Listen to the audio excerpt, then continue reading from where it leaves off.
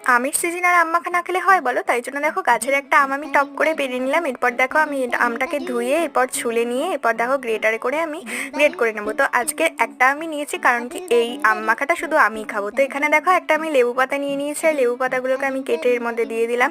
এরপর পরিমাণ মতন বিট লবণ, চিনি অ্যাড করে দিয়েছি, আর দিয়ে দিয়েছি হচ্ছে কাঁচা লঙ্কা। শুকনো লঙ্কাটা গরমে আমি অ্যাভয়েড করেছি, তাছাড়া আমি শুকনো লঙ্কা বেশি পছন্দ করি না, তো তোমরা যদি খাও অবশ্যই দিয়ে নিও।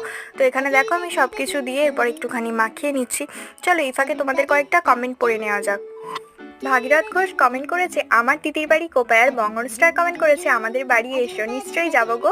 তো এখানে দেখো আমার তোমাদের সাথে কথা বলতে বলতে কিন্তু মাখানোটা প্রায় কমপ্লিট, আর এর মধ্যে লাস্টে আমি অ্যাড করে দিয়েছি হচ্ছে কাসুন্দি। আর এইভাবে আম মাখা খেতে যে আমার কি দারুণ লাগে কি বলবো। তোমরা কারা আমার মতন এইভাবে আম মাখা করে খাও আমাকে অবশ্যই একটা কমেন্টে জানিয়ে দিও। তো তো আমি এখানে আম মাখা খেতে থেকে, তোমরা আমার ভিডিওটা like comment share and subscribe করতে। আজকের মতন বাই।